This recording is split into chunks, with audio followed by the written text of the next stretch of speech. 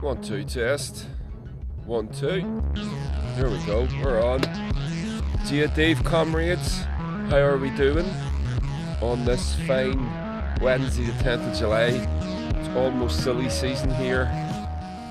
Well, actually, it's not almost silly season. It is actually. We're slap bang in the middle of silly season. And for those of you that aren't from here that don't know what I'm talking about the 12th of July and the orange parades that we are. I don't know, I want to try and be diplomatic. The orange parades that we are got no choice but to completely organise our society around every fucking summer. Now, just on that, I was talking with someone the other day, and we were talking about United Ireland and what would happen with the parades and the orange culture and all the rest of it. And my own personal view is, I think they should be protected because they are unique. They need to have the hate bit removed from them. That goes without saying. But these things don't exist anywhere else in the world, and they are rather unique and special, regardless of what we think of them, how what they've done over the centuries, or what they've fostered over the centuries. We all know about how they were formed in Armagh, and they were basically thugs used to do the dirty work of the gentry. But that's neither here nor there anymore. They're very much out of favour with the gentry. But anyway, I digress. Didn't mean to start talking about that at all. So welcome to the podcast. Follow me on Patreon if you want to lend me your support. As always, I have one tier at £1 a month. Helps me keep the lights on, and thank God too, help me get my computer sorted. It's sort of sorted. But yeah, so this is the first full episode back after my tech woes. There we go. So, or you can head over to Buy Me a Coffee if you want to leave a tip. So there we go. Okay, that's all that shit done. Yeah, just checking my levels. My levels are fine. I think I'm peaking a wee bit without Vox, but sure, won't worry about that. So yeah, let's get to it. First thing we're going to talk about, we're going to talk a couple of things today. We're going to talk about the American election. Missed so much stuff over the past few weeks due to me not being able to broadcast. But we're going to talk about that. As you know, President Biden had a debate with Donald Trump. A debate. It wasn't a debate. We're going to talk about that. We're going to talk about an article in the Lancet that has published for the first time in the Lancet is a peer-reviewed journal, British journal. I think it's the oldest in the world, or perhaps it's the first sort of those types of peer-reviewed publications, and they have announced that the death toll in Gaza is much higher than the previously stalled number of around 36,000. It seemed to have stalled there for a wee while, hadn't it? At 36,000, it never seemed to go up. The reason for that was because the people that did the counting were all killed. So that's why that number stalled at that. That's a particularly horrific little factlet, isn't it?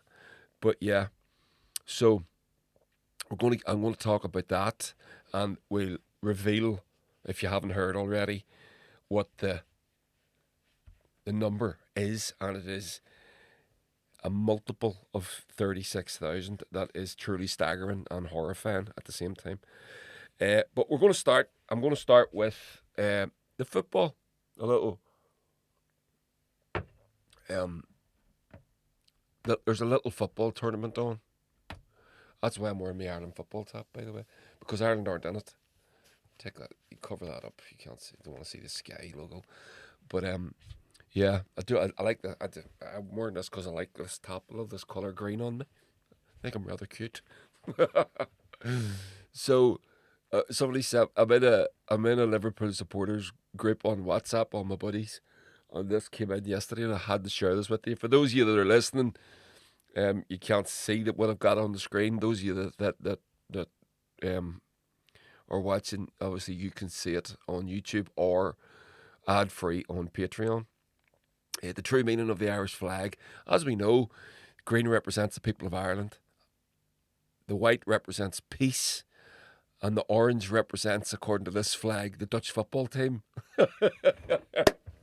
Because England are playing the Netherlands tonight. By the way, it's the Netherlands, it's not Holland. Holland is a province that takes in Amsterdam, Rotterdam, that bit on the coast. That's Holland. It's like a county. Or a province, like a province. It's like Ulster, Munster, Leinster, or Connacht. You know, that sort of thing. The Netherlands is the whole country. So Dutch people don't like it when you get that wrong. Orange represents the Dutch football team. Now, the real flag, what it really represents, orange represents the people of Orange, the orange people. So whenever you hear the likes of Jamie Bryson, it all say the tricolours, green, white and gold, which I've heard them say many times. They say that on purpose. They're deliberately trying to obfuscate and cause confusion, which, when you're like himself, it's not going to be too hard. It's not gold. It's orange. And if you hear anybody from the good guys team, us, saying that, correct them. It's not gold. It's orange. It's green, white, and orange. Just because it's never been sort of acknowledged or appreciated, that symbol, that gesture. And in a country that's so fond of its symbols, and you would think that it would be, but it was never appreciated, and it certainly was never reciprocated. There was never anything equivalent coming from the other team. Don't even like using that word. Don't even like using language like that. Nonetheless, it's a nice gesture, and it's one of the reasons why, if we ever have a United Ireland, I understand that we have to have a broader conversation about symbols and flags and anthems and all these things, but it wouldn't be the worst thing in the world if the tricolour stayed, although it is about to be burned in massive numbers over the next few nights with the bonfires. There's a couple of them being lit in Portadown tonight. And no doubt they'll be festooned with all manner of flags and election posters and all sorts of things like that. It is hated. The tricolour is hated, but it always confused me. That one always bewildered me, why it was hated so much. Obviously, it was the flag of the Republic, but it's a symbol of peace. It's a genuine, open, honest symbol of peace, and yeah. So there we go. So that's that. I saw that. I thought you'd get a wee tickle out of that. Obviously, congratulations to the Spaniards, who last night beat France. I watched that match round in the Woodville, and it was a pretty good game of football. And the Spanish did well to hold off a marauding French team in the second half, especially the back end of the second half. It was really good. I thought the Spanish were going to sort of just steamroller the French for a while there at the beginning, at the start of the game. France got an early goal, very much against the run of play. Then the Spanish came back, and the 16-year-old wonder kid, who I can't even remember his name, scored a worldie.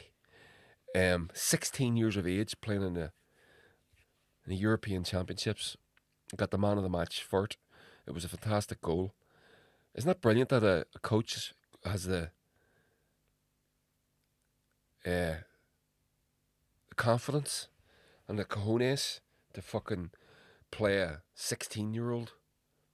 Why? Because he's good enough. If you're good enough, you're old enough. Brilliant. Fair play to him.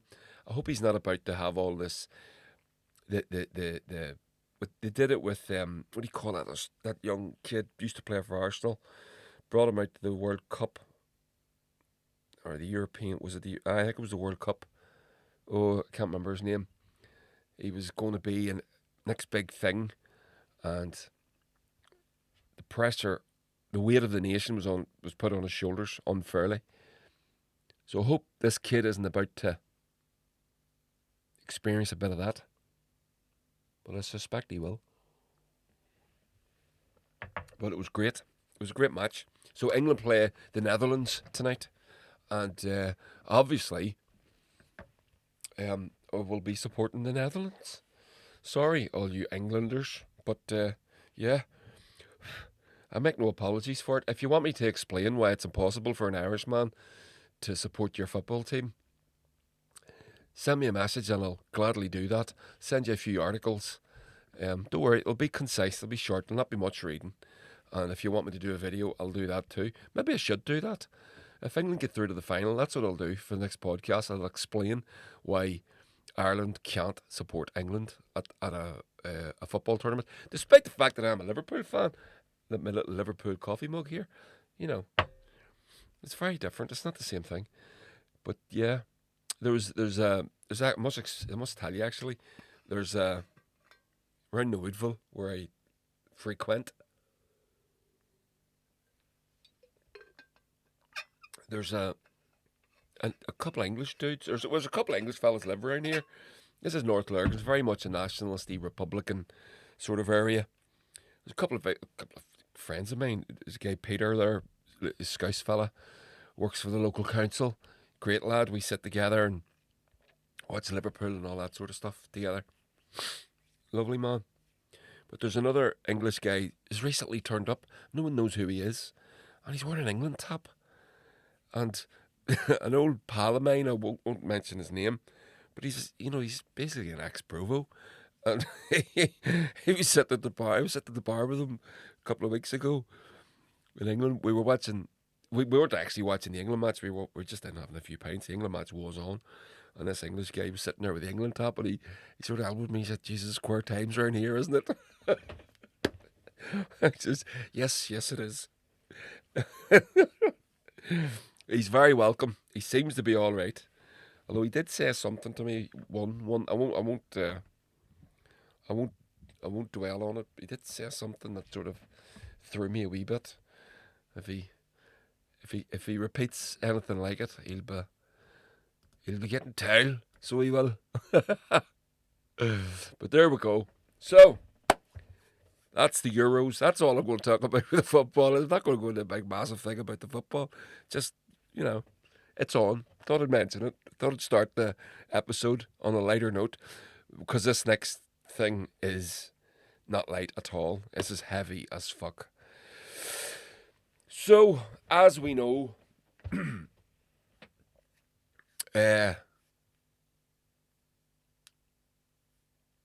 going to go around the houses with this to get to the point.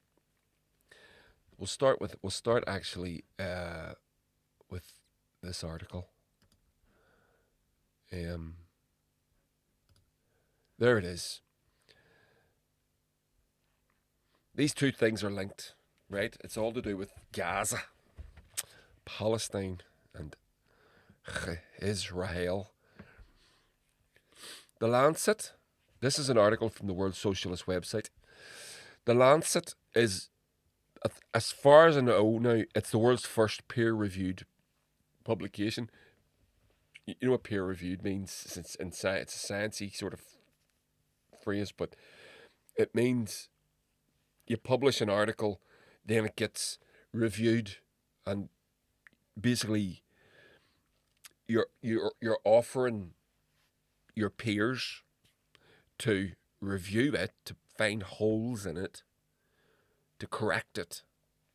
This is why this works so well in science. Peer-reviewed. It's why, here's one that you don't know probably. It's why the theory of gravity It's called the theory of gravity. Now, it's pretty much not a theory. The theory of evolution. It's not a theory anymore. It's as close as we have to science fact, but science doesn't work like that. It doesn't use the word science. It doesn't say it's science fact. It's a theory of, because it's still constantly being reviewed. The theory of gravity, the theory of evolution, is still being reviewed. It's still being peer reviewed. It's still out there. So if you can prove this wrong, go ahead, do it. But with those things, you can't. So that's the way it's used in science. So the Lancet kind of does that as well. So the Lancet warns. This is from the World Socialist website. Excuse me. The Lancet warns the Gaza death toll could be over 186,000. Could be all this sort of it's heads, and then this is where the language, because it's peer reviewed, this is where it's coming from. Even the headline is questionable, but it's questionable in the sense it's saying, if you can prove it wrong, please go at it. We're giving you this. We're giving you the leeway to hit this, right? So the Lancet, the prestigious peer-reviewed British medical journal, has warned that the true death toll in the Gaza genocide could be 186,000 or more. I'm going to say it's more. We've been talking about this among ourselves with the groups that I'm involved in, the Ireland-Palestine Solidarity Committee here in Lurgan, and we've been talking about this a lot, and we've been saying that the sub 40,000 number was nonsense. I mean, you just knew by the daily reports. They're dropping £2,000 bombs on residential areas, and you go, there's no way that it's just stopped at fucking 40,000. So onwards with the article. The staggering figure amounts to 8% of the population of Gaza. Think about that. 8% of the population of Gaza. A similar percentage of the US population would be 26 million. It stands as an indictment of the United States and its imperialist allies who have funded, armed and politically defended Israel's genocide in Gaza. Now, as you know, we've just had a general election in the disunited kingdom, and it returned with a massive parliamentary majority, but not an overwhelming endorsement from the British public. A Labour Prime Minister by the name of Keir Starmer, who staggeringly, his first phone call after becoming the PM was to Joe Biden. Well, that's not unusual in itself. To phone the American president is kind of normal, really. But the staggering part is his second phone call was to Benjamin Netanyahu to offer continued support. Now, that was after this article was published. Let me just... 7th of July. Oh, no, maybe it was before. So, but that's, as it stands, an indictment of the United States and its imperialist allies who have funded, armed and politically defended Israel's genocide in Gaza. That's what I'm talking about. That's unbelievable, isn't it? The massive death toll has been made possible by the 14,000 £2,000 bombs provided by the US to Israel. Now, these are what are technically called dumb bombs. These are just big bombs. You just drop them on people. They're not guided missiles, right? Now, as Frankie, what's his name, the comedian? Anyway, he said, if you're dropping a £2,000 bomb into a residential area, you're not looking for anyone in particular. It's a good point, that, isn't it? It's a good point. 14,000, £2,000. So the US has supplied 14,000 of these things. And as a consequence, 8% of Gaza's population has been massacred. But it's not a genocide. Stop calling it a genocide. Do you know how we know? I actually heard people say this. Do you know how we know it's not a genocide? Because there are Gazans left alive. There are people in Gaza still alive. So how's it a genocide? What a fucking evil thing to say. The massive death toll has been made possible by 14,000 2,000-pound bombs provided by the US to Israel, which has used not only to massacre tens of thousands, but also destroy all aspects of civilization in Gaza, contributing to the deaths of tens of thousands through malnutrition, communicable diseases, and the lack of healthcare. The official death toll since the onset of the Israeli attack, according to the Gazan government sources, is 37,396, but the Lancet noted this figure reflects neither the thousands of people buried under the rubble nor the countless deaths caused by deliberate destruction of Gaza's food distribution, healthcare, and sanitation systems. And as I said earlier on, it stalled at 37. It has the figure stalled at 37,000 because the people that do the counting were killed, targeted, killed. In a report published Friday titled "Counting the Dead in Gaza: Difficult but Essential," the Lancet noted the number of reported deaths is likely an underestimate. The non-governmental organization Wars undertakes detailed assessments of incidents in the Gaza Strip and often finds that not all names of identifiable victims are included in the ministry's list. Furthermore, the UN estimates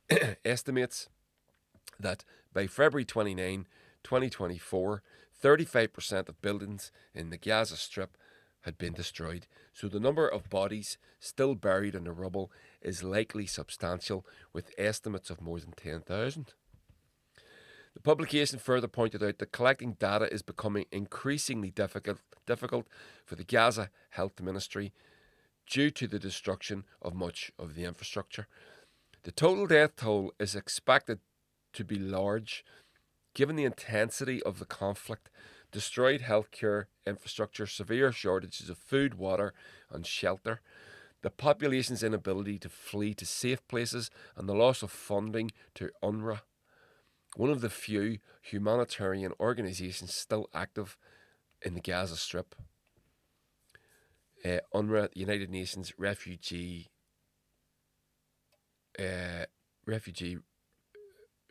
Relief Agency. It's not relief agency. What is it? I can't remember. But can you remember they got defunded? They got defunded in less than 24 hours based on one single accusation made by the Israeli government that UNRWA, United Nations employees were in Hamas. That was completely discredited and has since been proven to be a lie. Of course it's a lie. It's a Zionist lie. How do you know a Zionist is lying? His lips are moving. UNRWA still hasn't been completely funded since then. It's still operating on a fraction of its budget. And how it can get anybody to work in there is at this work is staggering to me. At this point, it's like a death wish. The Lancet noted, in the recent conflicts, such indirect deaths range from 3 to 15 times the number of direct deaths. Applying a conservative estimate of 4 indirect deaths per 1 direct death to the 37,000 deaths reported, it is not implausible to estimate that up to 186,000 or even more could be attributable to the current conflict in Gaza, using the 2022 Gaza Strip population estimate of 2,375,259. This would translate to 7.8% of the total population of the Gaza Strip. So, do you get that? In recent conflicts, so let me just break that down for you. In recent conflicts, such indirect deaths range from 3 to 15 times. So in war zones, 3 to 15 times of indirect deaths, You kill someone with a bullet, you drop a bomb on a building, you're going to get 3 to 15 times more deaths from that when you destroy a city, etc., etc. So the Lancet is saying a conservative estimate of 4 indirect deaths per 1 indirect death. So you get professionals say 3 to 15 times. You're going to get a minimum of 3 and an extreme estimate of 15 times indirect deaths. The Lancet is saying conservatively we're going to say 4. So they didn't even go to the middle. If they went to the middle, it would be 7 or 8 indirect deaths per direct death. They went 4, and they correlated that with all the other evidence, etc., etc., and they thought, right, okay, we're going to go with 4. The Lancet estimate a death toll of 186 is thus based on 2 assumptions: that it would tend to lower the estimate death toll. First, it starts with the government's reported death toll of 37,386, which does not include those buried under the rubble. Then it uses a multiple of 4 to estimate the indirect deaths caused by the war, as opposed to the multiple of 15 times the number of direct deaths observed in other conflicts. There were reasons to question the validity of these low assumptions, including the fact that the Israeli officials have explicitly stated a goal of killing Palestinian civilians through starvation and disease. In November, Giora Elland, the former head of National Security Council, published an article in which he urged the Israeli military to create medical conditions that would cause the deaths of as many Gazan civilians as possible from preventable disease. Lovely fella. Who are the poor women of Gaza, in quotes? They are the mothers, sisters, or wives of Hamas murderers. The international community warns us of a humanitarian disaster in Gaza and of severe epidemics. We must not shy away from this, as difficult as that may be. After all, severe epidemics in the south of the Gaza Strip will bring victory closer and reduce casualties among the IDF soldiers. So he's calling explicitly there for a deliberate creation of an environment of severe epidemics. That's what they're saying here. It's deliberate. The British Prime Minister, he said that a while back. The British Prime Minister's second phone call after being appointed was to Benjamin Miloszewski, which is his a real name before it was changed to Netanyahu in order to sound more Semitic by his father. He's Polish. He's not Israeli. This genocidal rhetoric is consistent with the declaration by the Israeli Defense Minister Yoav Gallant of a complete siege. No electricity, no water, no fuel, no food, no fuel. We are fighting human animals and we act accordingly. Now, he's calling for siege warfare. Siege warfare is illegal. Siege warfare is from the Middle Ages. You know what that is? Armies would surround a city and basically create a situation of siege where nothing gets in and nothing gets out, including food and water. And eventually, in the Middle Ages, often these things took years. These armies would sit outside a city for years. But eventually, through preventable diseases, starvation, etc., which is inflicted upon the civilian population, because the civilian population, obviously living in the city, suffers the effects of these things. That's who. So the innocent civilians, but earlier on, this Giora Elland said, Azaz is saying, who are the poor women of Gaza? That's why they did it in quotes. Who are the poor women? There are no poor women. They are all mothers, sisters, wives of Hamas murderers. So therefore they must be punished as well. Now, again, I'm going to say it as I always say. Do you condemn Hamas? No, I don't. I hope Hamas win. There you go. So just in case there's any confusion about, I'm not mealy-mouthed about this. I'm not fence-sitting on this. You do what you do to the Palestinian people. You will inevitably create a situation where something like Hamas will come up. Despite the fact that it was funded by the Israeli government in order to divide the Israeli population, the Israeli ruling authorities from the PLO, which was a secular organisation, and to create a situation where religious fundamentalists like Hamas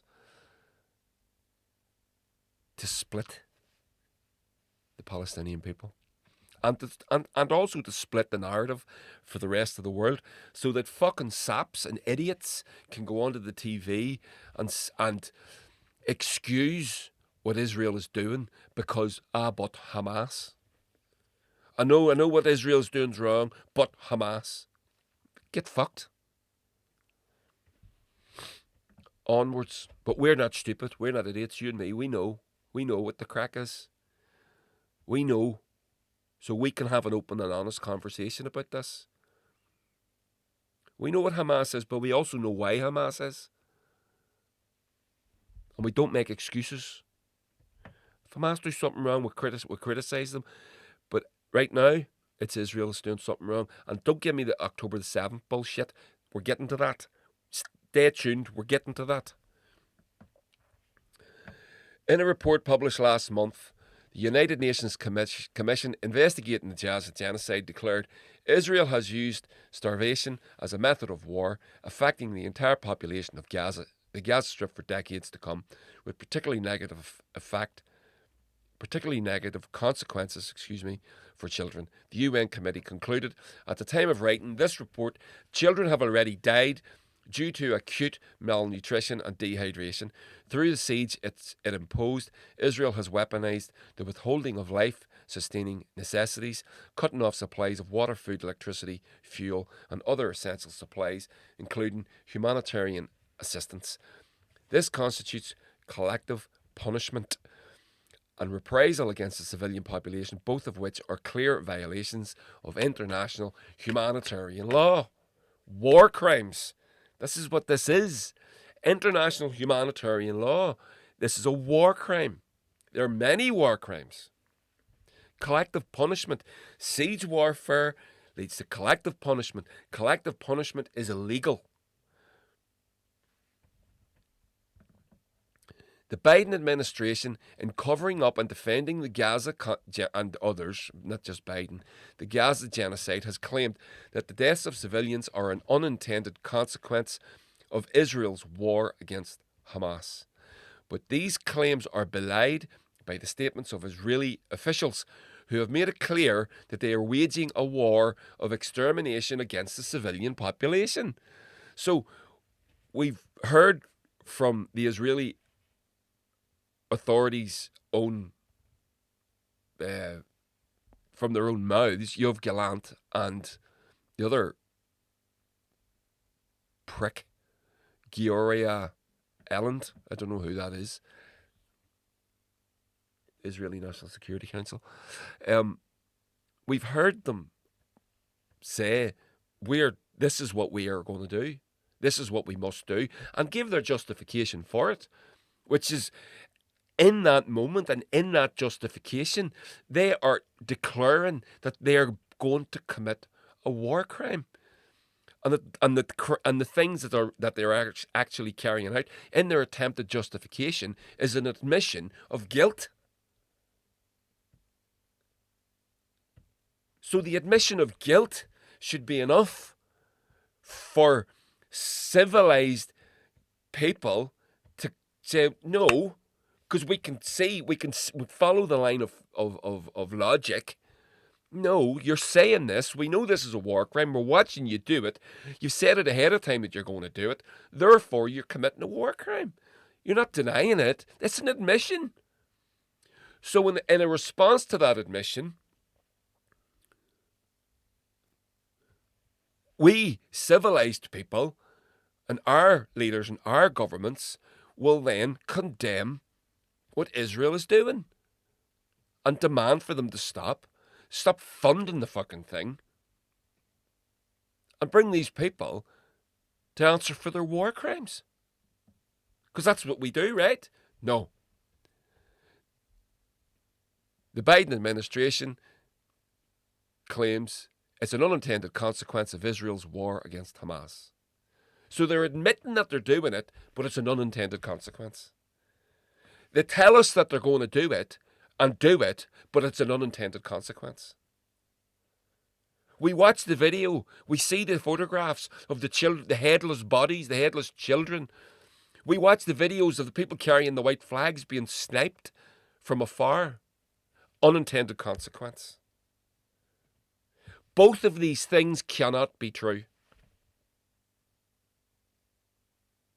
They cannot be true. Do you get what I'm saying? Do you understand what the point? Both of these things cannot be true. It's impossible.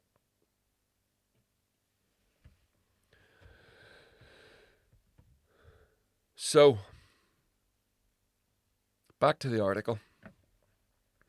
In October, Israeli President Isaac Herzog declared, "It's an entire nation out there that is responsible.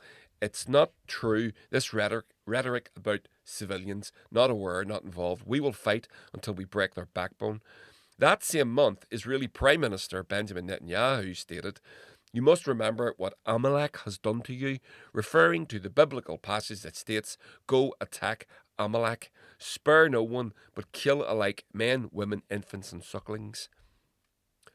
The report by the Lancet makes it clear that the Gaza genocide is among the greatest acts of imperialist barbarism in modern history. In under 1 year, the United States and other imperialist powers have worked with Israel to wipe out close to a tenth of the population of one of the most densely populated urban areas in the world. This crime is a part of a global eruption of imperialist violence, aiming to subjugate the whole world under neo-colonial domination, targeting centrally Russia and China. The massive death toll in Gaza is a warning. Imperialism is prepared to carry out any crime in pursuit of its predatory interests. The Gaza genocide must be stopped. On July 24th, Israeli Prime Minister Benjamin Netanyahu will travel to Washington, D.C. to give a progress report to his imperialist paymasters. We call on workers and young people to join the demonstration and meeting in Washington, calling for that day by the Socialist Equality Party as a critical step to building a mass anti-war movement based on the working class. The only war we need to fight is class war. So,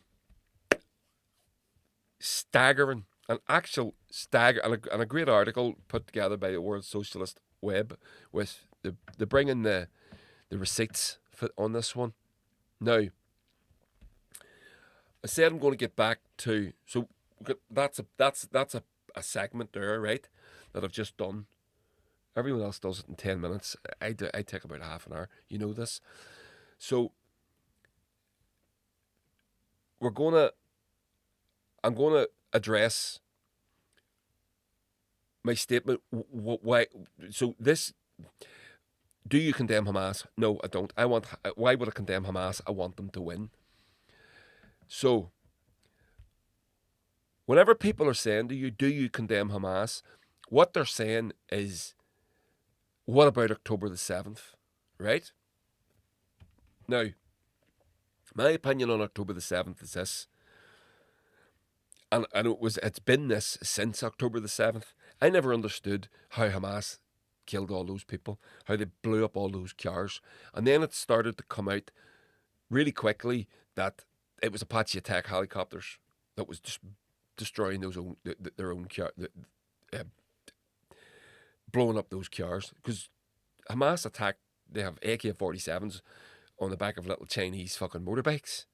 They don't have the capacity to do that.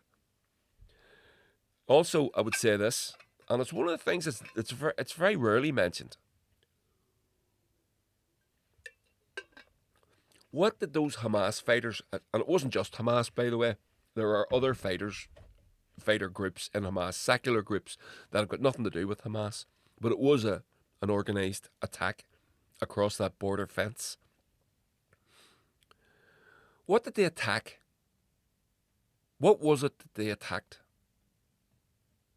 So you've got the Israeli side, you have a border fence, then you have the Gaza Strip, the biggest open-air concentration camp on earth.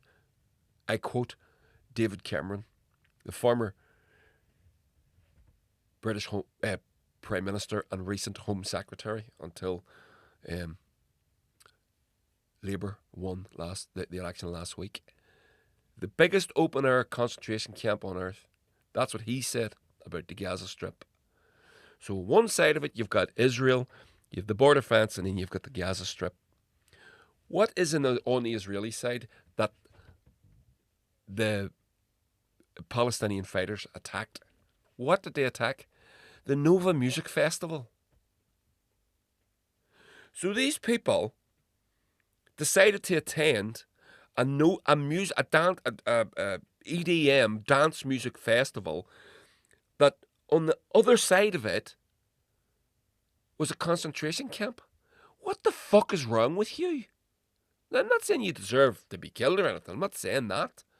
But what the fuck is wrong with you? What?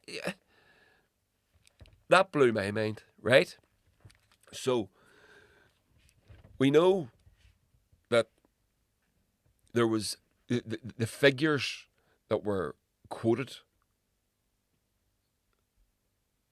have been round down. So we started out at 1,600, and then it was 12, and then it was Hamas did all the killing, and then there might have been some crossfire, and maybe the Israelis killed some people. Well, the Haaretz, here's an article. The Israeli army used the Hannibal directive during the October the 7th Hamas attack. Now, this was alleged at the time, really quickly, but it was denied vehemently by the Israeli authorities. And again, of course, they did deny it, of course, but we knew they were lying. How did we know they were lying? Because their fucking lips were moving. Right? So what is the Hannibal directive? Here is an explainer from Al Jazeera. What's Israel's Hannibal directive? A former Israeli soldier tells all. Yehuda Shaul describes his 3 years of service with the Israeli military from 2001 to 2004 as the most violent period of the Israeli-Palestinian conflict up to that point, or the Second Intifada, as it was known, was at its crescendo. An 18-year-old Shaul was an infantry combat soldier. Later, he was promoted to commander. The Jerusalem-born and bred paratrooper served in the occupied West Bank for 2 years, and for a third of a year was stationed at Israel's border with Lebanon. Now 41, Shaul is a co-founder of Israeli NGO Breaking the Silence, the first such organisation of the Israeli military veterans calling for an end to the Israeli occupation. It was during this time he was stationed that he was first told about the Hannibal directive, a former controversial Israeli military policy aimed at preventing the capture of Israeli soldiers by enemy forces at any cost. So, what is the Hannibal directive? The directive, scroll down a wee bit here. The directive is also known as the Hannibal Procedure or Hannibal Protocol. It is an Israeli military policy that stipulates the use of maximum force in the event of a soldier being kidnapped. You will open fire without constraints in order to prevent the abduction, he said, adding that the use of force is carried out even at the risk of killing a captive soldier. In addition to firing the abductors, soldiers can fire at junctions, roads, highways and other pathways opponents may take a kidnapped soldier through. The Israeli military has denied, of course they have, they're lying.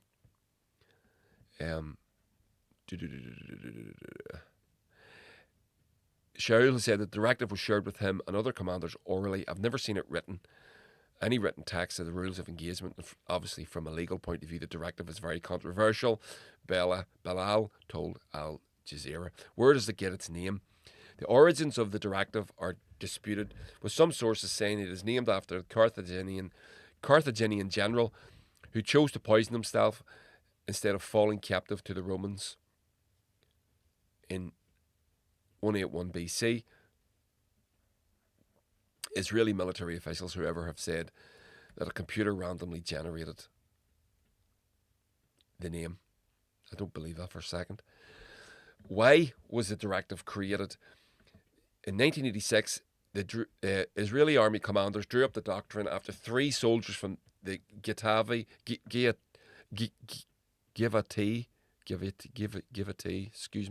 mangled that, Givati brigade, and Israeli infantry brigade were captured by an armed Lebanese group, Hezbollah. At that time, Israel occupied southern Lebanon, blah, blah, blah, blah, blah. We'll scroll forward. Members of the brigade saw a vehicle getting away with their captive fellow soldiers, but did not open fire. The directive was created in response to ensure that it never happened again. The remains of the captured soldiers were returned to Israel 10 years later, in exchange for Israel returning the bodies of 123 Hezbollah fighters. And there was also another incident where one soldier was exchanged for 1,200 Palestinian captives. Now, so that's that. So here is the article. Now, Haaretz, which is the Israel paper of note, their English language edition, published a report. I tried to access it, but it's paywalled, so I couldn't read it directly. But it's certainly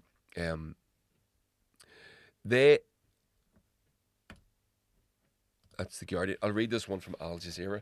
The Israeli army used the Hannibal directive during the October 7th Hamas attack. The Israeli army ordered the Hannibal directive, a controversial Israeli military policy aimed at preventing the capture of Israeli soldiers by enemy forces at any cost, on October the 7th. An investigation by the Israeli newspaper Haaretz has revealed.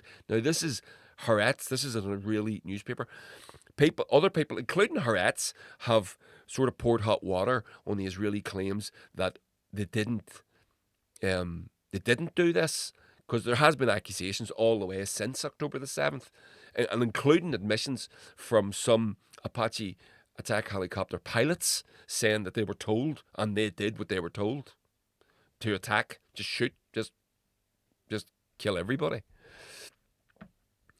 So, in a report on Sunday, the newspaper, based on testimonies of Israeli soldiers and senior army officers, said during Hamas's unprecedented attack last October, the Israeli army started making decisions with limited and unverified information, and issued an order that not a single vehicle can return to Gaza. Now, one of the things that Israel did, all the vehicles that were burned, how you blow up a vehicle with a AK-47 is beyond me, but the vehicles were all buried. They were buried 10 days after the event, after October the 7th. They said that they were going to create a memorial, and they're going to bury these vehicles.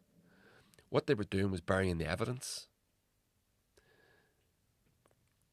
because an expert going into that scene could tell you exactly how those vehicles were destroyed. Israel was burying the evidence, so all the vehicles that were blown up and destroyed were buried. Now, why would you do that? Why would Israel do that? Don't come at me with anything, but. Why would you do that? There's only one reason why you would do that. At this point, the Israeli army was not aware of the extent of the kidnapping along the Gaza border, but it did know that many people were involved.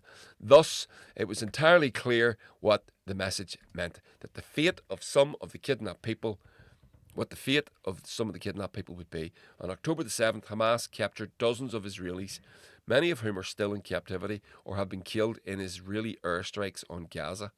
Now, we know that's true. We know that the Israelis have killed lots of the Hamas, the people that Hamas have kidnapped. And again, I say Hamas, there's other groups involved in this. So there's other fighters involved, other fighter groups. We've seen footage of 3 Israeli soldiers who were kidnapped, shouting, running up a street, shouting in Hebrew. One of them was white. Clearly, he had no top on. He was white with red hair. He was clearly Israeli. Being taken out, sniped. I've seen that footage. It's undisputed. It's there. Google it. You can check it out. So we know they do this. Again, we know they do it. But because of the denials and the support from our governments, they're getting away with it. Back to the article. But many of those captured were civilians and not soldiers, to whom the Hannibal directive does not apply. The death toll in Israel from the Hamas-led attacks is estimated to be 1,139, whilst nearly 250 others were taken as captives. Israeli authorities say, meanwhile, more than 38,000 Palestinians have been killed in the Israeli attacks. Now, I've just read you the article from the Lancet. That figure is wrong. And I even think that the Lancet's figure is wrong. While Haaretz said it was not aware how many soldiers and civilians were hit due to the Hannibal military procedure, it added, the cumulative data indicates that many of the kidnapped people were at risk, exposed to Israeli gunfire, even if they were not the target.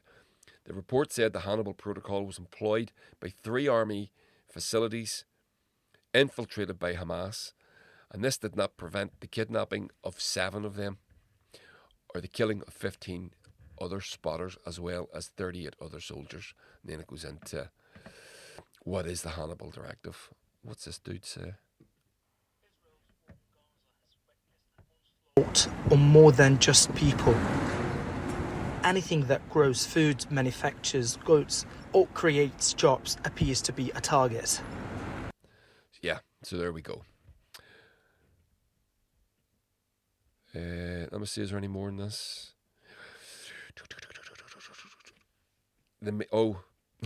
The army had, an Israeli army spokesperson said, the army has begun internal investigations. The aim of these investigations is to learn and draw lessons to see how we can do this even more and better in future. No, that's not true. So there you go. The Hannibal directive was used, and on October the 7th. As we all said, we knew it was the truth. And the weird thing is, over the course of all of this past number of years, it's not. We don't want to become so cynical that we don't believe anything. But I'm there by virtue, by through the like, I will listen to what's been said, and then look at who's saying it. So when I consider who's saying what is being told to me, I will make a 90% assumption on whether it's true or false, just based on no facts other than just who said it. So if Israel said it, it's a lie. If Joe Biden said it, it's a lie. If Keir Starmer said it, it's a lie. If certain newsreaders said it, it's probably a lie. Do you know what I mean? And then I'll try and find the evidence, and I'm prepared, again, to be proven wrong. But increasingly, using that mechanism and those metrics, I'm finding I'm never disproven wrong in my assumptions.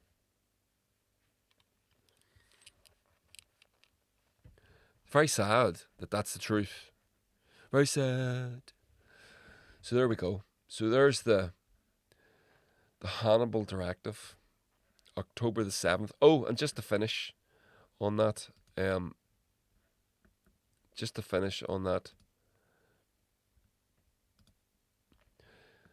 this is George Galloway again.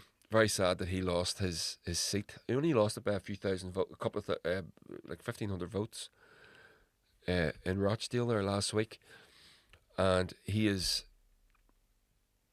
questioning that there's a couple of legal actions taking place. So I can't see him getting reinstituted, but sure, or reinstated. George Galloway went on the Piers Morgan show the other week, and he said to Piers Morgan about the Hannibal directive. And as George Galloway is about to explain here, Piers Morgan looked at him like he was fucking mental. He'd never heard of this thing. So check it out. And one of the things that I said seemed to him to be so outlandish. I might have been a man arrived from Mars in what I was saying. When I said Israel killed a lot of the Israelis themselves. Now, this day, in the English language edition of Haaretz, the most prestigious Israeli newspaper, it is the paper of record in English about all matters pertaining to Israel. It is the most famous Israeli publication on the earth.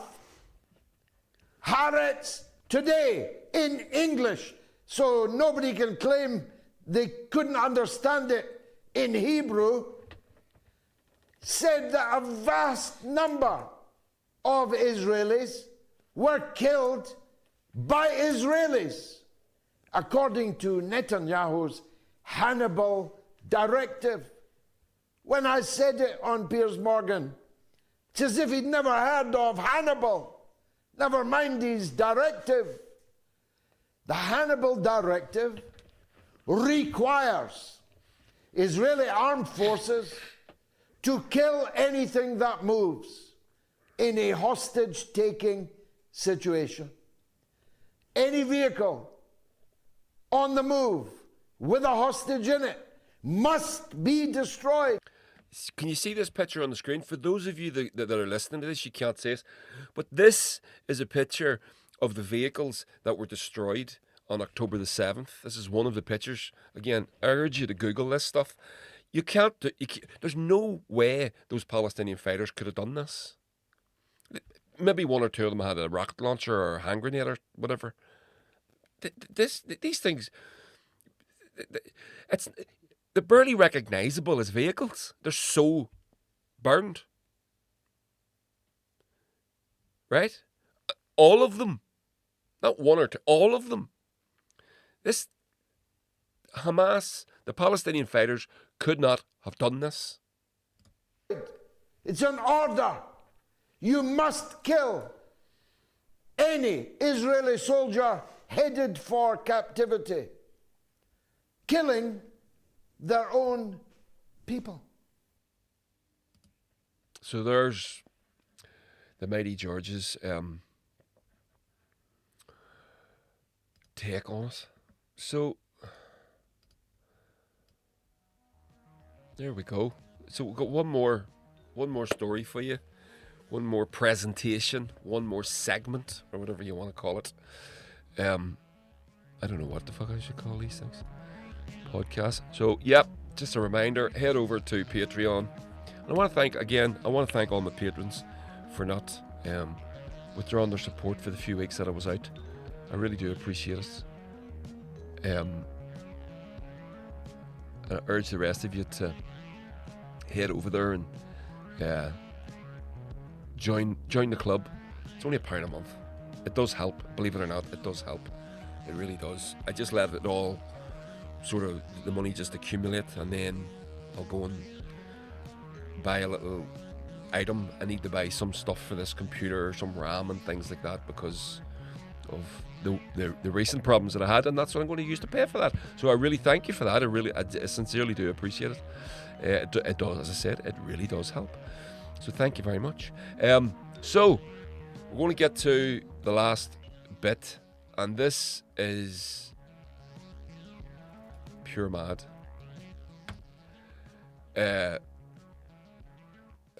So it's kind of funny, but it's not really.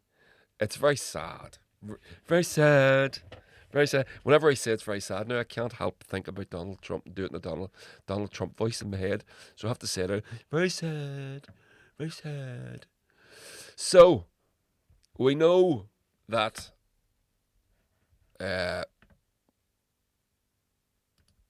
last week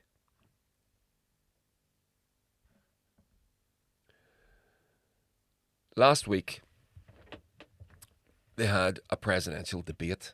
Now, the things that we must understand, and this is why I'm here, people, to explain these things to audiences that don't understand the strokes that are being pulled on the American public. Joe Biden is clearly in a state of decline. He has been for a long time. In fact, when he was elected during full in the mouth of COVID, can you remember there was no campaigning being done, and he was basically allowed to conduct his campaign from the spare room of his mansion.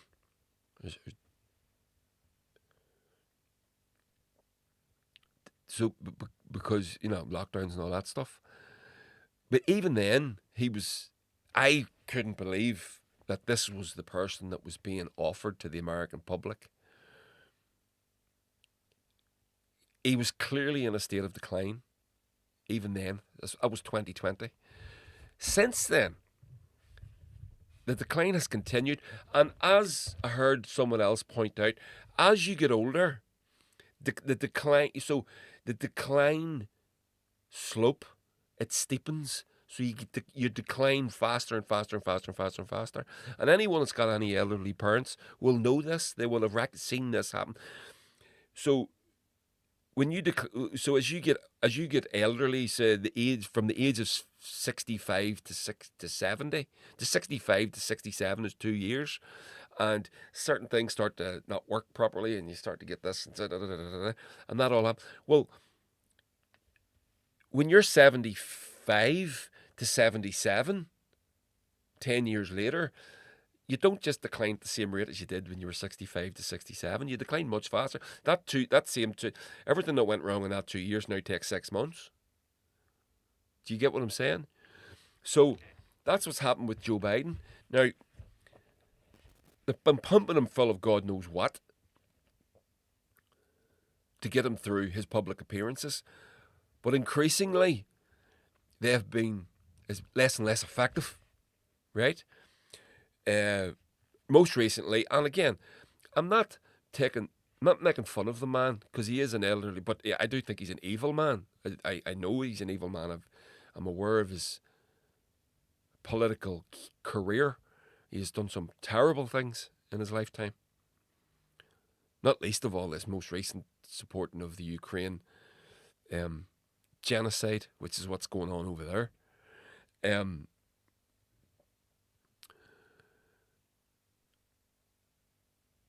He recently, just a few weeks ago, they had a World War I D-Day memorial with the various leaders.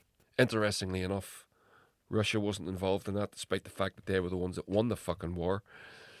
And killed the most Nazis and sacrificed the most people, but they're excluded. Of course they are.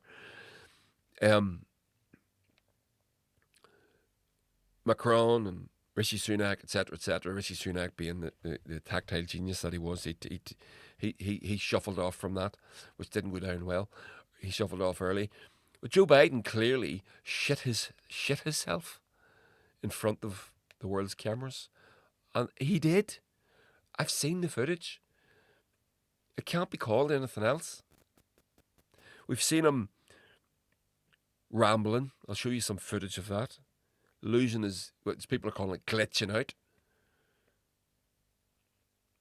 We've seen him shake hands with people that aren't there. We've seen him wander off the stage just in the middle of a speech. The middle of ceremonies, just dandering off. Like the doddering old guy that he is. And this is a person that's being presented as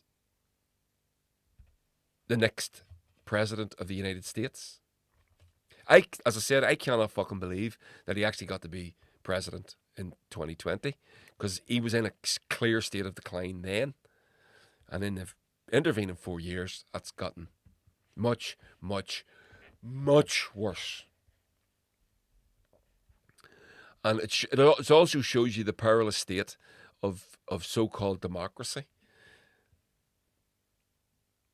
That the two offerings to the American people are Donald Trump and Joe Biden. And I'm going to say this, and you're not going to like this. If I was in America, well, I wouldn't be voting for either of these two. But because of the American political system, these are maybe the only two that you get on the ballot, because it's such a gerrymandered system. But if you forced me, and I had to vote for either of these two, I would vote for Donald Trump, based on the fact of the lesser of two. I'm saying if it was, I don't believe in the lesser of two evils voting. I'm saying if it was forced, I would be voting for him. Because in the lesser of two evils, I think Donald Trump is the lesser. I'm not saying he's not evil. I'm not saying he's not shit, but he's the lesser of the two. I don't think the war in Ukraine would be happening. I don't think that he would be banging the drums of war against China right now. The Israel thing, Palestine thing, it may still be going on, sadly. But the other two, I genuinely believe they would not. There'd be a better chance they would not. And that's shit. But that's, imagine being an American and that's your fucking choice. That's your choice. In the UK, it's pretty much the same. Ireland, we get to vote for some MPs and send them across to Westminster to beg Englishmen for fucking the permission to fund and run our society, which is pathetic. Which is one of the reasons that I do support, again, Sinn Féin abstentionism, despite the fact that the party that I'm in, people before profit, do not. But this is a little difference, and I can live with it. But in the UK, the Overton window has become so narrow that everyone fighting for the middle ground. I do think it's happening in Ireland as well, and I can see Sinn Féin in the south sort of doing a bit of this, and I don't like it. And I've spoken to some Sinn Féin members, and they don't like it either. The socialist revolutionary bit of their identity seems to be getting sort of ejected a little bit, and it's not going down well with the grassroots. But in the UK, the system is complete. And what happens when you narrow the Overton window? So the Overton window is the landscape at which we look at our political. The window through which we look at our political landscape. So over here you've got the far right, and over here you've got the far left, and you've got all the parties in the middle. But whenever you narrow that window so small that you've only got this tiny little viewpoint, and everyone's fighting for the centre ground, then what happens is it's easy to move the window just to the right, so there is no left, and that's what's happening. So in the melee to get the centre ground, which is where the most of the voters are, the two extremes are being completely excluded, and the whole focus is going on to the centre. But then the centre moves ever so slightly to the right in little increments, and that's where we are now in the UK. And America, if UK is here, America's away over here, far more to the right. So anyway, that's the overview. Here we go. Trump versus Biden. Who's ahead in the polls? Now, they had the debate. I'm going to show you footage from the debate and a couple of funny things that is going to make you laugh. On the 5th of November, Americans will go to the polls to elect their next president. This article is from The Economist, by the way. The contest will feel familiar. The two main candidates are the same as 2020. Joe Biden, the incumbent, faced no viable competition for the Democratic nomination.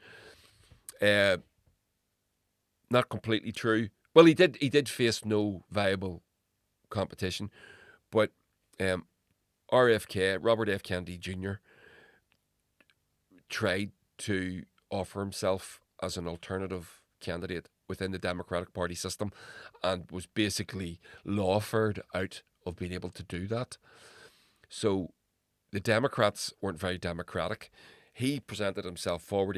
He could have attained a certain amount of votes from within the party to be considered as a presumptive nominee, and then him and Biden should have gone at it together, and then their political system, or the American people.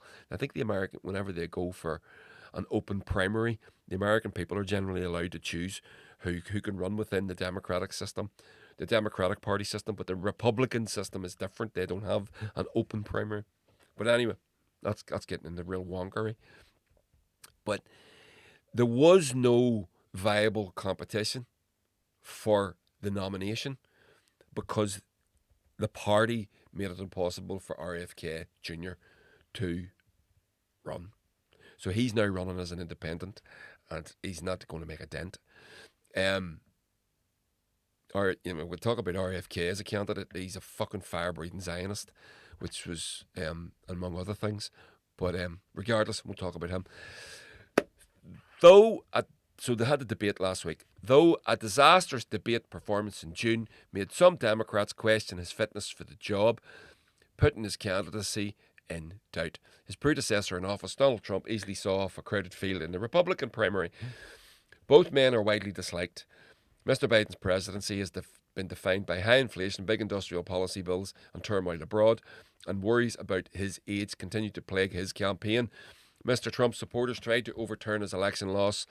They're talking about the January 7th so-called revolution, which was a load of bollocks. And then here's the polls. So now, Trump is slightly ahead in the polls. For those of you that are listening that can't see, there's a graphic on screen, and it explains. It shows you the latest polling averages. Donald Trump is sitting at 46% and Biden at 43%. Now, here are the key dates that's still to come. June the 27th, the first presidential debate. That happened, obviously, the other week. I'll show you some stuff from that. July the 15th, which is upcoming, the Republican National Convention, which is typically a 4-day pageant for the party's chosen nominee. The party will formally select the presidential and vice presidential candidate in Milwaukee. August the 19th, the Democratic National Convention. Similar to the Republican Convention, they'll formally nominate the candidate. Right. September the 10th, the second presidential debate. The two main candidates will again meet again a week after Labor Day, when Americans begin to pay attention. Traditionally, when Americans begin to pay attention to the election. November the 5th is Election Day. January 6th, result certification, and January 20th, the inauguration. Right, so they had the debate. Now, they had the debate very early. They normally don't have it this early. And the conspiracy theorists, and I think they're right, amongst us, are suggesting that the reason that they had it early was because they knew that Biden was going to be bad, and it gives them time to choose a replacement candidate. Now, this is the thing. The smart money is saying there's no fucking way any Democrat can win this. And Trump's going to take it. So therefore, the potential credible presidential nominees on the Democratic side aren't stepping up to offer themselves as an alternative to Joe Biden because they know that the Democrats aren't going to win, or they don't believe, or there's a good chance that they won't win. So they're not offering themselves forward. Primary among them is a dude called Gavin Newsom, who is the governor of California. Younger guy, I think he's his 40s, early 50s, something like that. Nice tan, good teeth, good hair, looks good, talks good, looks presidential, looks like he's been sent from central casting to be president in season 2 of The West Wing. You get me? He's not stepping up. He's still backing Biden. Now, he might step up yet, but the commentariat are suggesting that that's why hasn't yet, and he's not going to.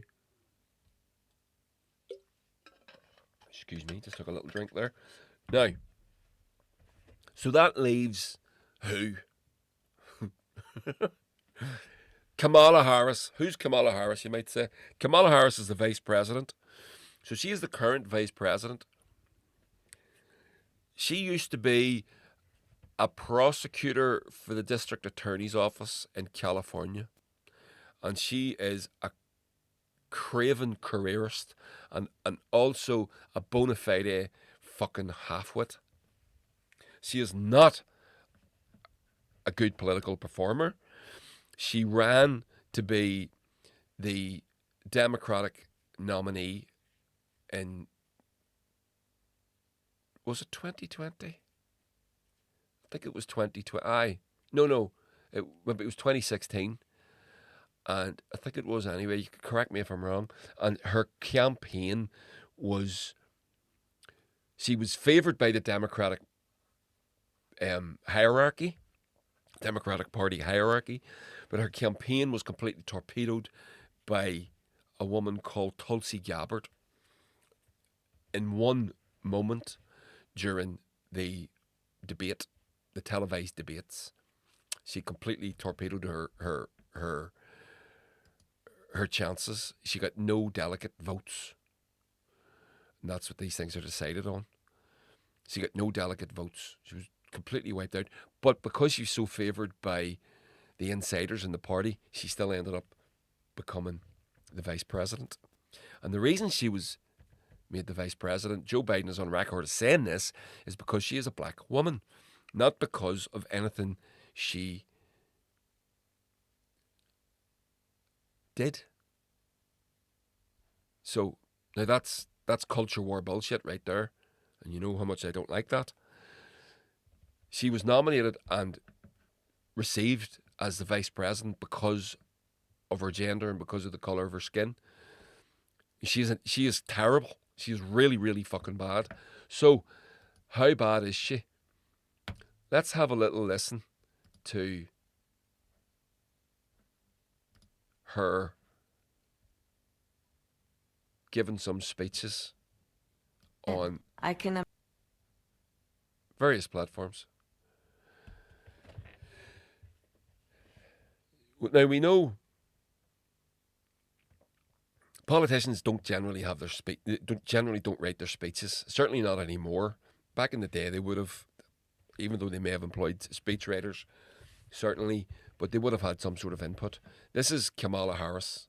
This is 4 minutes straight of Kamala Harris. Now, we're not going to listen to the whole 4 minutes because it's all the fucking same, but you'll get my point. You'll get what I'm saying, right?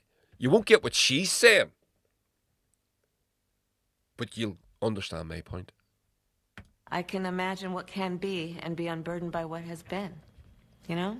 What can be unburdened by what has been. What can be unburdened by what has been. What can be unburdened by what has been. What can be unburdened by what has been. What we can see, what we believe can be unburdened by what has been. What can be unburdened by what has been. What can be unburdened by what has been. What can be unburdened by what has been. What can be unburdened by what has been. Who we can be unburdened by who we have been. What can be, unburdened by what has been. Where we can be, unburdened by where we have been, and unburdened by where we are right now. What can be, unburdened by what has been. What can be, unburdened by what has been. What can be, unburdened by what has been. What could be, unburdened by what had been. What can be,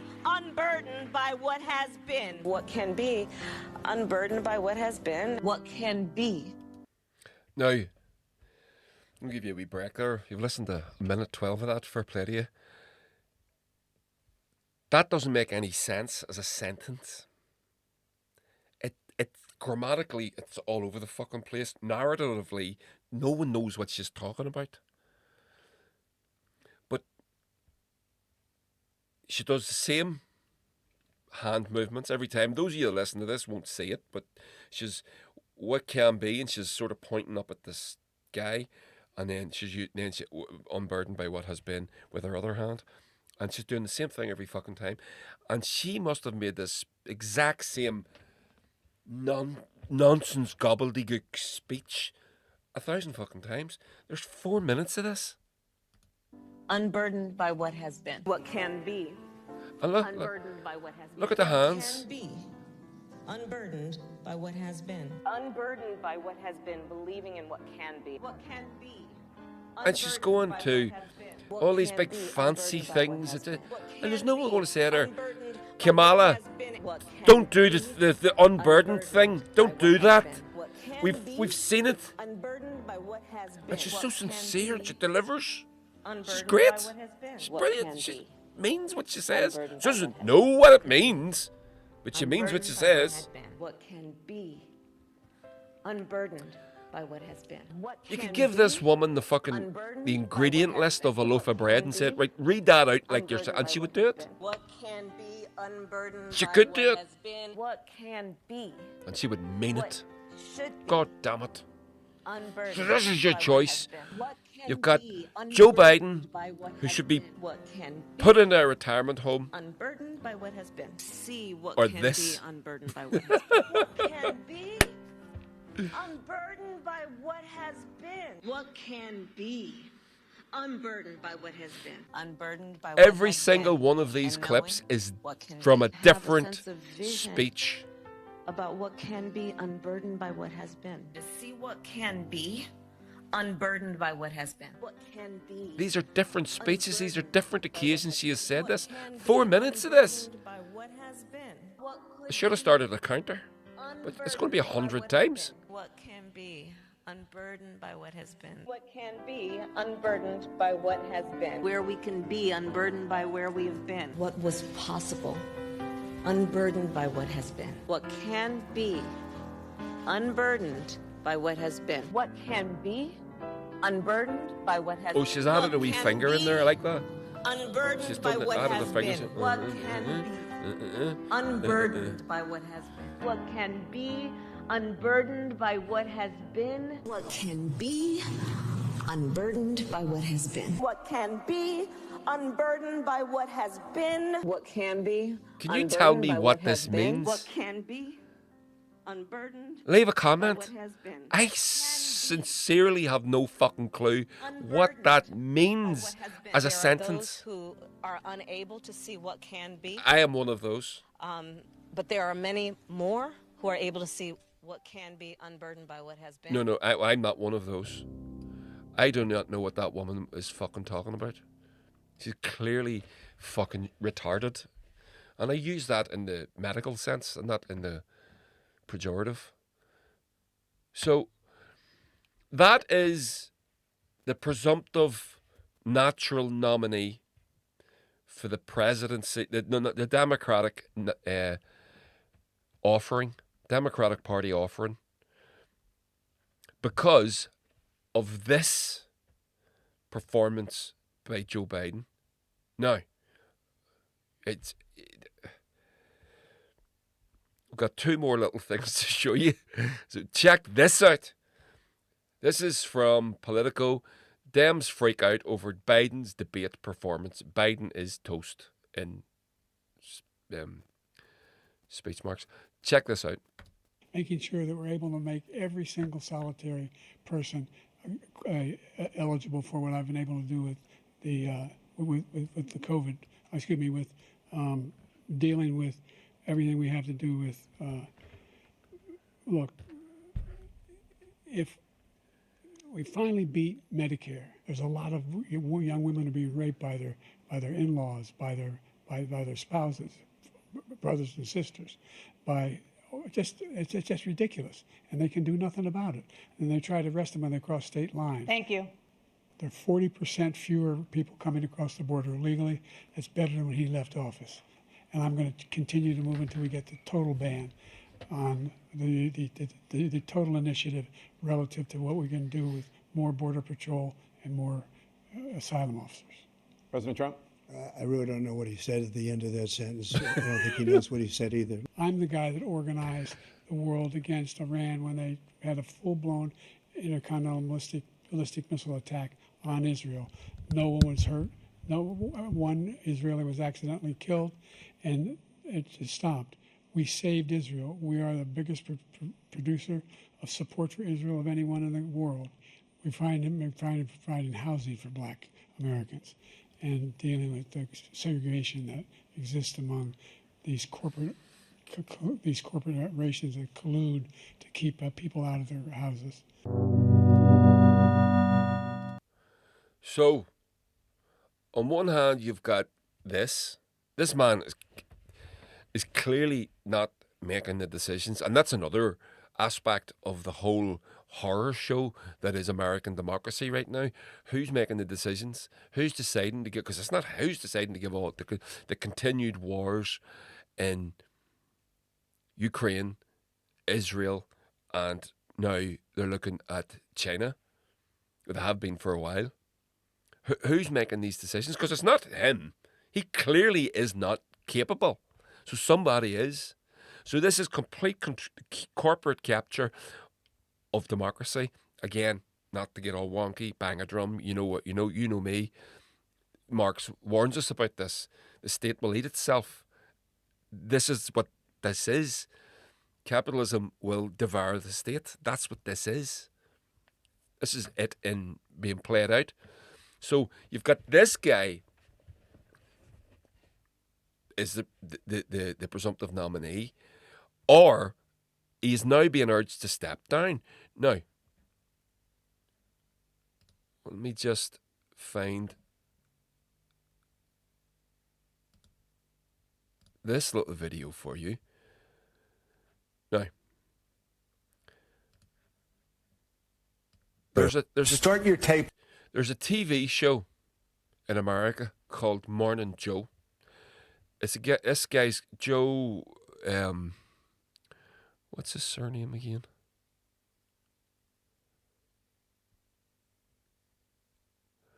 I cannot remember his surname, but he's very, very famous. No, I haven't got it there. Have I got it over here? No. Doesn't matter. Joe something. Scarborough. Joe Scarborough. That's it. Joe Scarborough. So, he has a Morning Joe program. It starts really early. It's only like GMTV, that sort of thing, right? It starts at fucking 4 in the morning or something like that. It's massive. It's a really big thing. And when it comes to political daytime TV commentary, his show is probably the top of the heap. Now, this is him. I'm going to show you flip-flopping.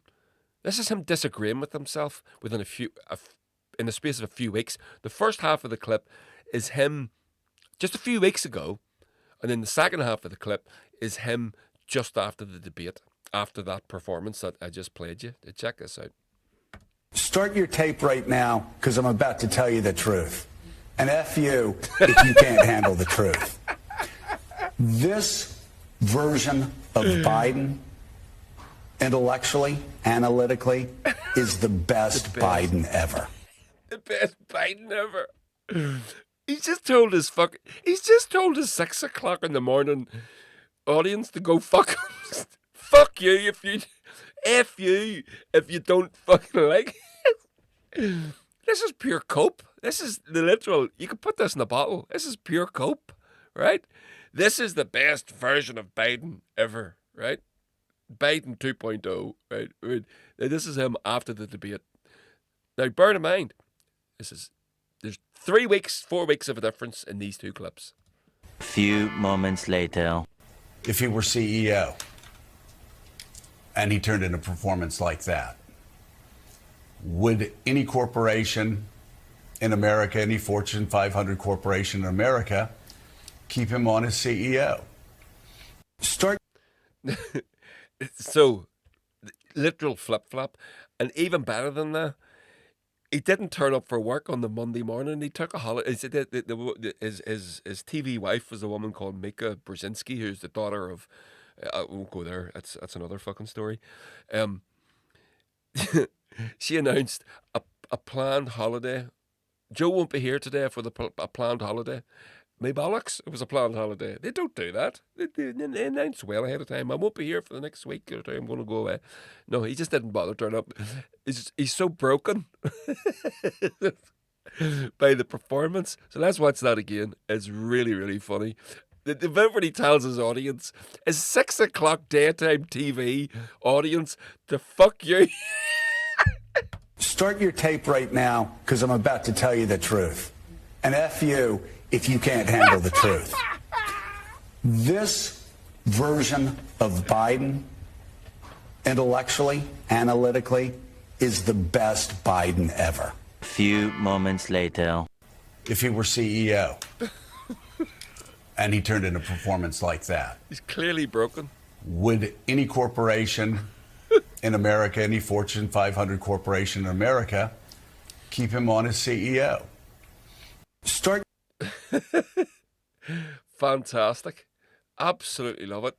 So, I'm going to show you 2 more little clips of...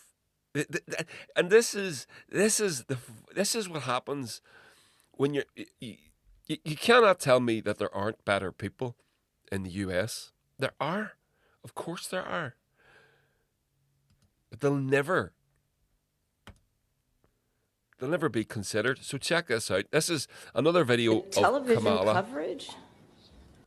This is another video of Kamala Harris giving a speech.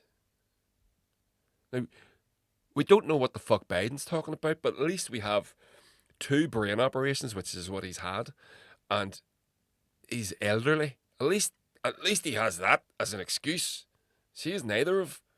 Well, first of all, I don't think she has a brain, so she couldn't have had a brain operation.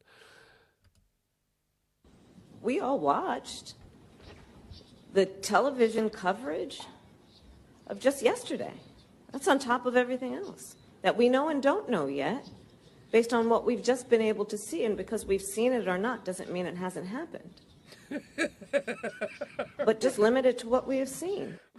We all watched. What the fuck are you talking the about? Television coverage.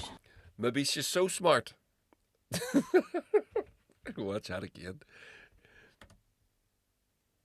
We all watched the television coverage of just yesterday.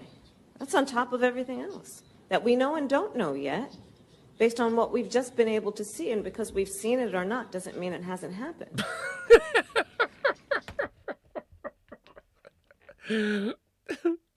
What is that? What is she talking about? Maybe she's sort of a multi-tiered genius that she's operating on so many different planes of thought that we can't understand. So we're going to finish with these. This is truly one of the most pathetic displays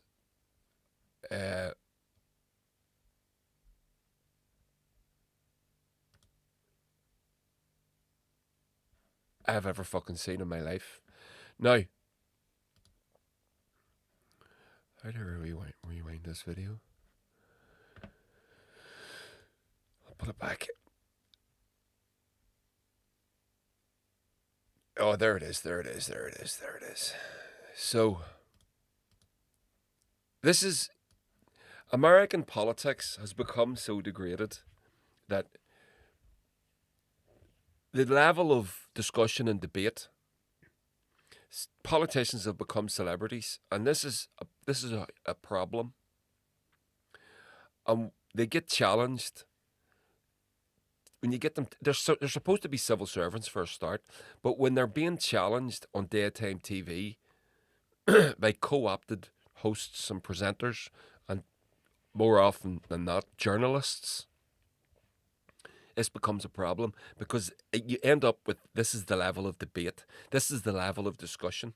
Now, Drew Barrymore, the actress, she has one of these daytime TV sofa shows, and she had on it Kamala Harris. Now check this. This is cringe, and then there's more cringe on top, and then someone gets a tub of cringe sprinkles and put them over that. Check this out. I keep thinking in my head that we all need a mom. I've been thinking that we really all need a tremendous hug in the world right now. Yeah. But in our country, we need you to be Mamala of the country. Oh my God. Oh my God! Mamala. Yeah, no, I know. And as a woman who respects so much and wants to share and wants to be confident and has no ounce of me that has competitiveness. Yeah. When we lift each other up, we all rise. That's exactly right. I keep thinking and This is the fucking stupidest thing I've ever fucking seen. What the fuck is that? We need you to be Mamala. And the sincerity. When you can fake sincerity, you've made it. in my head that we all need a mom. I've been thinking that we really all need a tremendous hug in the world right now. Yeah. But in our country, we need you to be Mamala of the country.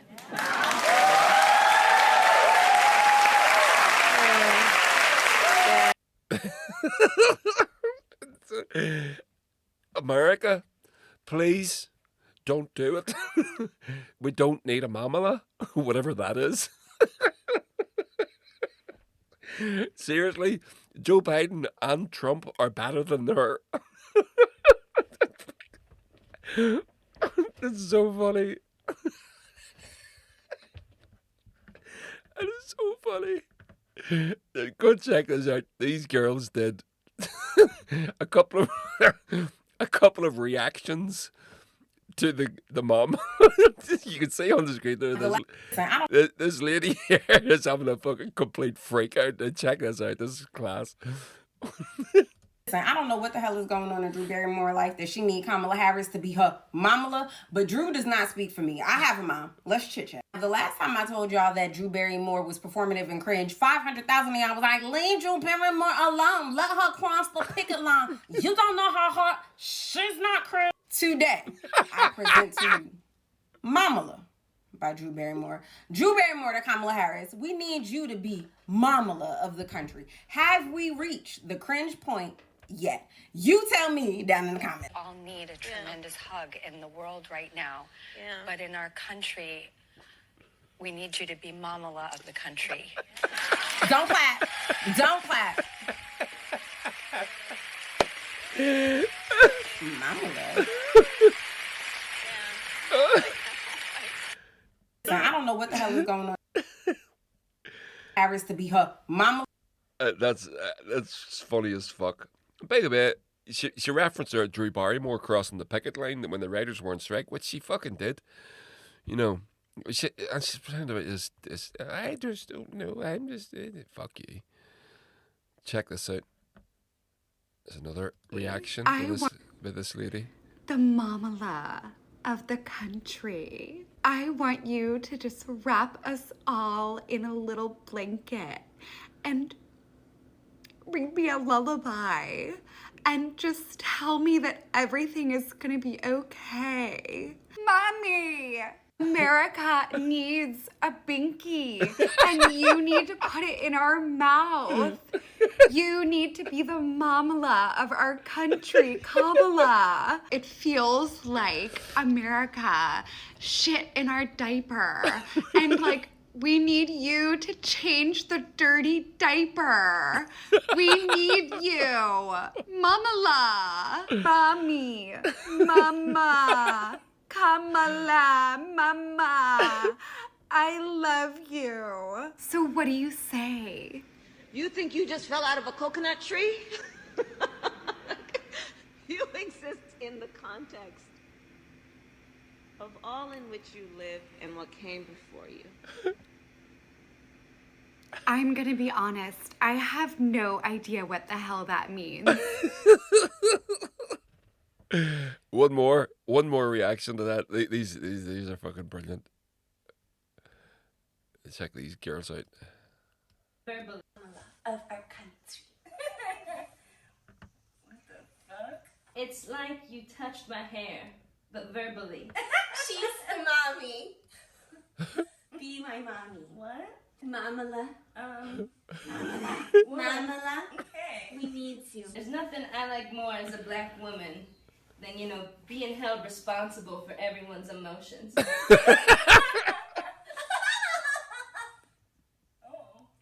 Kamala Harris. Okay. I truly cannot believe you are sitting right here. I know. In front of me. Real close. So far away. No, I think we're close. I'm 3 football fields away. That's not. You're not. You're so right. far away. You are right there.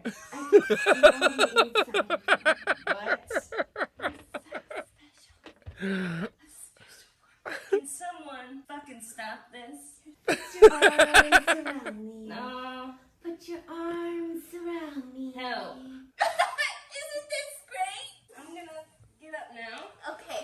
See you later. Hey, Secret Service, what the fuck?